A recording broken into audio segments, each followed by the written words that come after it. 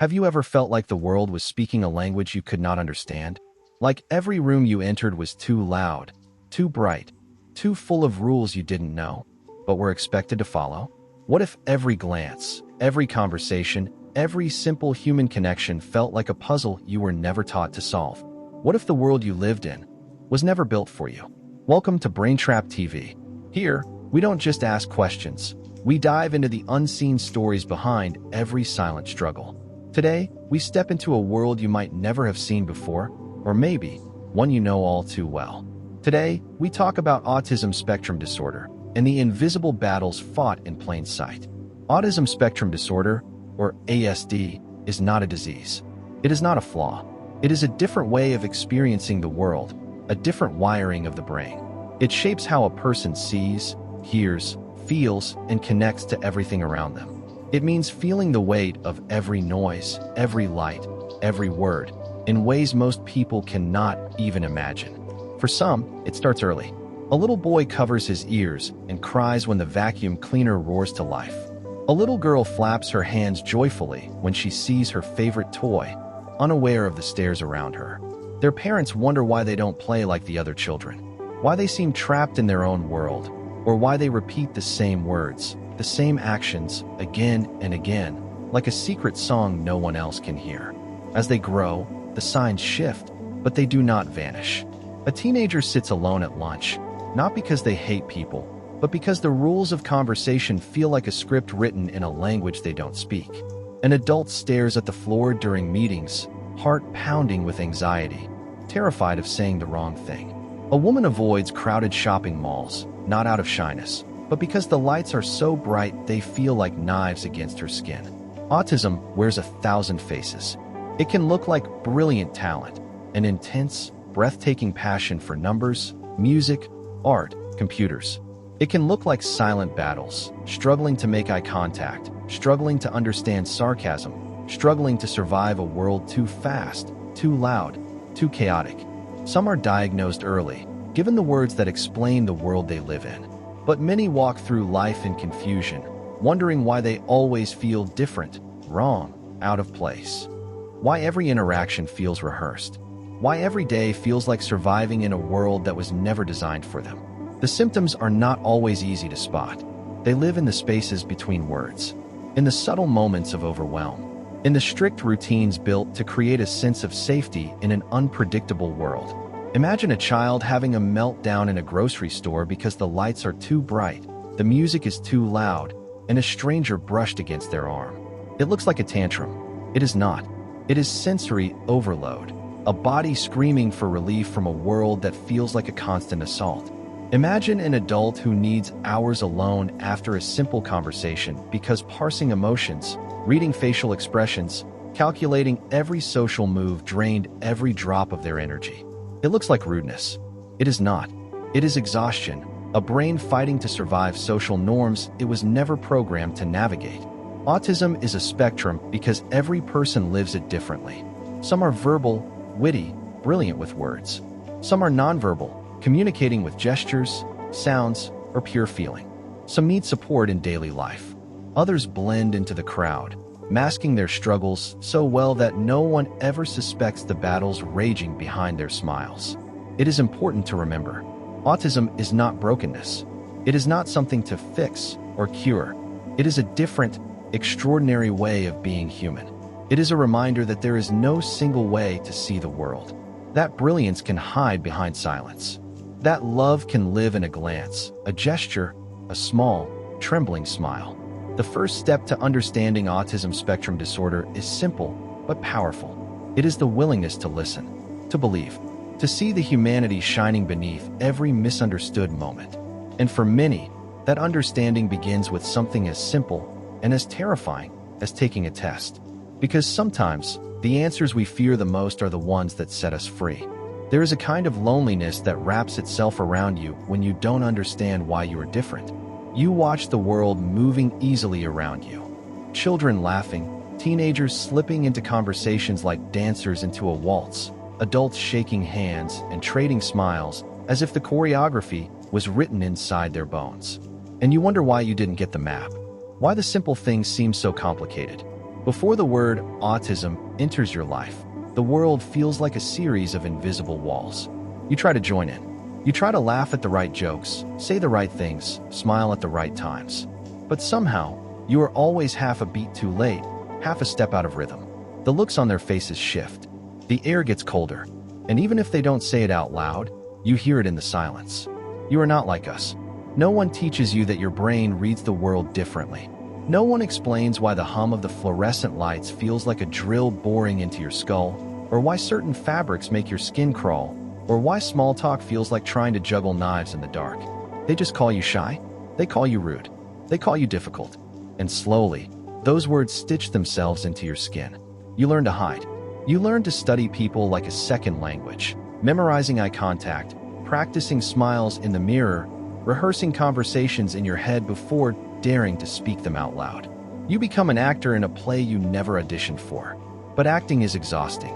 Behind the mask, the anxiety festers. You spend every waking moment calculating, guessing, second-guessing, apologizing. Every interaction is a minefield. Every glance a mystery you cannot decode.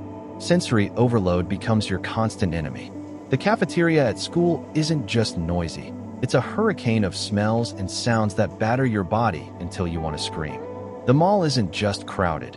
It's an endless gauntlet of bright lights, blaring music, unpredictable bodies brushing too close to your own. You crave order.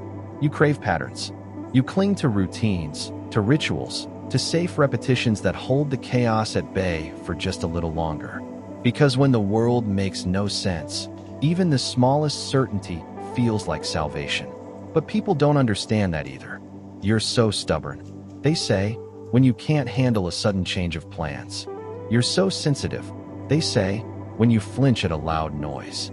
You're so dramatic, they say, when your body finally breaks under the pressure and you melt down, sobbing and shaking in a place where everyone can see. And every time, the shame cuts a little deeper. You learn that your needs are inconvenient. You learn that your struggles are embarrassing. You learn to silence yourself even more. You survive by pretending, by hiding your fear, your confusion, your pain, by convincing the world and yourself that you are fine. But inside, you are not fine. Inside, you are drowning in a world that never seems to make space for you. There are moments, fleeting and fragile, when you wonder if maybe you are simply broken. That maybe there is something deeply, irreparably wrong with you. Because if everyone else finds life so easy, what does that say about you? You don't have the words for it yet. You don't have the language to explain the aching gap between you and the world. You just know it hurts. You just know that somewhere inside you, there is a different rhythm, a different melody playing. And no matter how hard you try, you can never quite dance to the music everyone else hears. Some people find refuge in their passions, intense, all-consuming interests that offer safety and joy. Dinosaurs, astronomy, computer coding, painting, writing stories about imaginary worlds where everyone finally understands. These interests are not obsessions. They are lifelines, anchors in a sea of confusion. But even these gifts are misunderstood. You're so obsessive, they say. Can't you just talk about normal things? They don't see the joy, the freedom, the belonging that burns in your chest when you talk about the things you love. They don't see that. For a moment, you feel whole. Growing up without a name for your difference feels like being a ghost in your own life. Always there, but never fully seen. Always moving through the world, but never quite touching it. You learn to survive. You learn to endure. But deep down, the question never leaves you. Why am I like this? Why is everything so hard? Why do I always feel like I'm wrong, even when I'm trying my best? And somewhere, hidden beneath all the masks and all the rehearsed smiles, the quiet hope begins to flicker. The hope that maybe, just maybe, there is an answer. That maybe you are not broken. That maybe, you are simply different. And that difference has a name. And someday, someone will give you that name. And it will change everything. There is a moment when the question becomes too loud to ignore. A moment when the aching confusion of a lifetime crystallizes into a single, terrifying thought. What if there's a reason for the way I am? It doesn't happen all at once. It creeps in slowly, like a tide rising over familiar ground. You stumble across an article, a video, a conversation whispered between friends. You hear words, autism, neurodivergent, spectrum, and something inside you tightens. a fragile recognition, a whisper you are too afraid to hear. At first, you dismiss it. You tell yourself you're just overthinking. You tell yourself you're not like them, whoever them, are supposed to be. Because even now, fear grips your heart. Fear of being labeled. Fear of being seen, truly seen, and judged for what you are. You've spent so long pretending, so long trying to fit into the world's crooked mold. The idea of stepping outside that disguise is almost unbearable. You search late at night, when the world is quiet and no one can see you. You take quizzes online, half laughing, half terrified as each question feels like someone reading your soul aloud. Do you find it exhausting to make eye contact? Do you rehearse conversations before you have them? Do loud noises make your skin crawl? Yes. Yes. God, yes. Each answer is a tiny blade, cutting away the lies you've built around yourself. Each answer is a step closer to the truth you have both longed for and feared. Still, doubt gnaws at you. Maybe you're just shy. Maybe you're just anxious. Maybe you're just being dramatic. You hear the voices of every teacher who said you weren't trying hard enough. Every friend who laughed when you misunderstood the joke. Every boss who told you that you lacked people skills. Every family member who sighed and said, "Why can't you just be normal?" The idea of taking a real autism spectrum test feels overwhelming. Final, as if the act of seeking answers would somehow change you forever. What if they tell you you're wrong? What if they tell you you're just broken? No neat diagnosis, no reason, just failure? But there is another fear, growing quieter but stronger with every sleepless night. The fear of never knowing. The fear of living your whole life stumbling through the dark, blaming yourself for a map you were never given. And so, one day, maybe after weeks of doubt, maybe after years of silent suffering, you make the choice. You reach out. You find a specialist. You schedule the test. And when you hang up the phone or send the email, your hands are shaking. Because this is not just a test. This is a door. A door you have spent your whole life standing outside of, pressing your ear against the wood, hearing laughter and belonging and understanding on the other side, but never knowing how to find the key. And now, for the first time, the door is cracking open. The days leading up to the assessment are a storm inside you. Hope battles fear. Doubt battles certainty. You wonder if you're making it up. You wonder if you're exaggerating.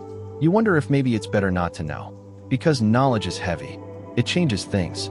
It forces you to reframe every memory, every struggle, every lonely moment you've buried in shame.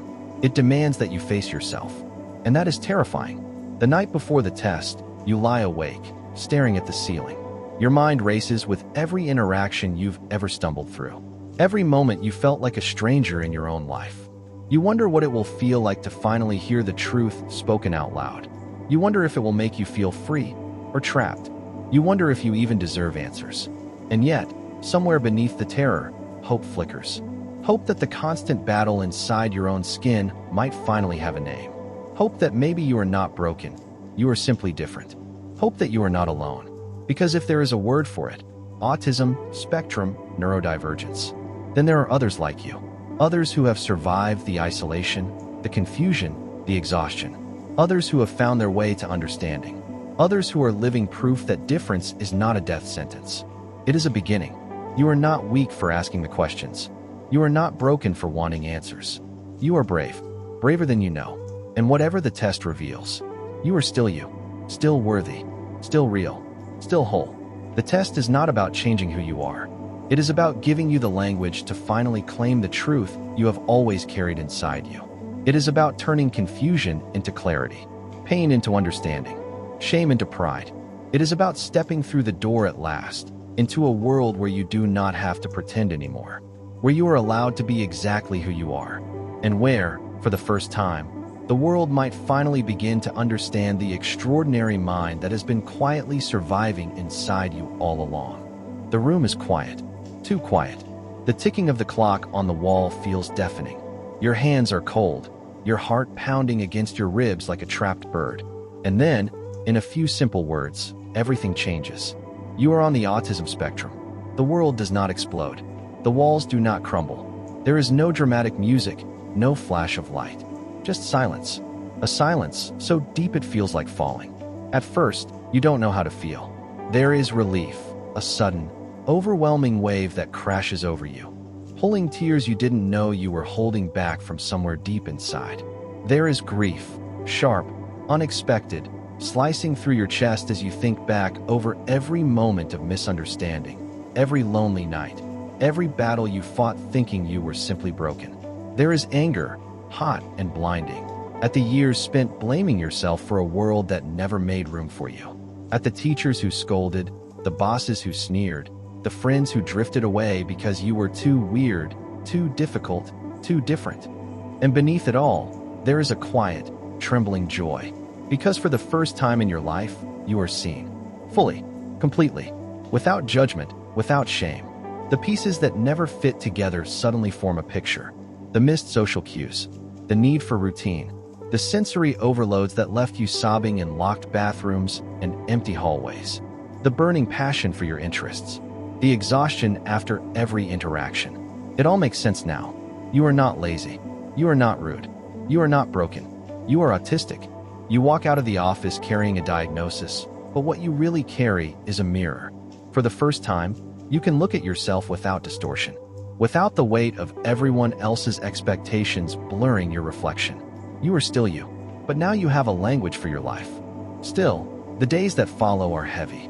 There is mourning for the child you once were, struggling without words, for the teenager who hid their true self just to survive, for the adult who thought they were simply failing at life, when all along they were fighting battles no one else could see. You wonder how different things could have been if you had known sooner.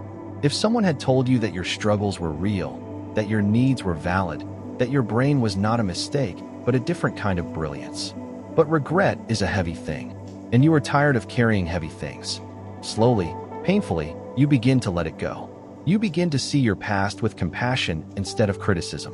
You begin to forgive yourself for the friendships lost, for the jobs quit, for the moments of panic and rage and despair. Because you were not failing. You were surviving. And survival, in a world that was never designed for you, is its own kind of triumph. You start to learn more about autism, not from clinical definitions, but from real people who have walked this same winding road. You hear their stories, feel the echoes of your own life in their words, their struggles, their victories. And the loneliness that once wrapped itself around you begins to loosen its grip.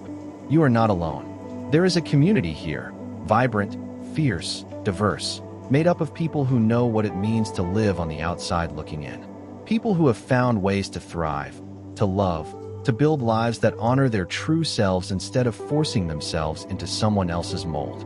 You start to dream again, not of being normal, whatever that ever meant, but of being whole, of building a life that fits you, not the other way around. There are challenges ahead. Autism doesn't disappear with a diagnosis.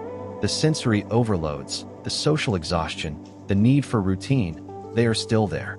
But now, you face them with knowledge, with understanding, with tools you never had before.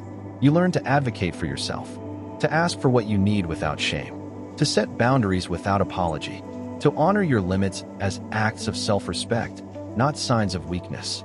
You find joy in the things that once made you feel strange, the deep dives into your passions, the comfort of a structured day, the simple, quiet happiness of being alone without feeling lonely. You begin to heal, not because the world has changed, but because you have finally been given permission from yourself, most of all, to be exactly who you are. The diagnosis is not the end of your story. It is the beginning. It is the moment you stop surviving and start living. It is the moment you realize that being different does not mean being less. It means you see the world through a lens most people will never understand. It means you feel things deeply, love fiercely, notice beauty where others only see noise. It means you are capable of extraordinary things, not despite your differences, but because of them. You are not a mistake. You are not an accident. You are a masterpiece, complex, vibrant, breathtaking in your authenticity. And no piece of paper, no diagnosis, no label can ever capture the full depth of who you are. You are more than words. You are more than tests. You are more than anyone else's definition. You are you. And that is enough. You are not lost. You are not broken. You are not alone. There is a place for you, a world where your mind is not just understood, but celebrated. A world where difference is not a flaw, but a flame that lights the way for others. Your story matters. Your voice matters. And the journey you are on, the messy, beautiful, painful, powerful journey, is not the end. It's the beginning. At BrainTrap TV, we believe in the strength it takes to seek the truth about yourself. We believe in the courage it takes to keep going, even when the world doesn't always understand. And we believe that the more you know yourself, the more unstoppable you become. If today's journey touched something inside you, hold on to it, grow it, protect it, and never forget, you are exactly who you were meant to be. This is BrainTrap TV, and this is just the start of your story.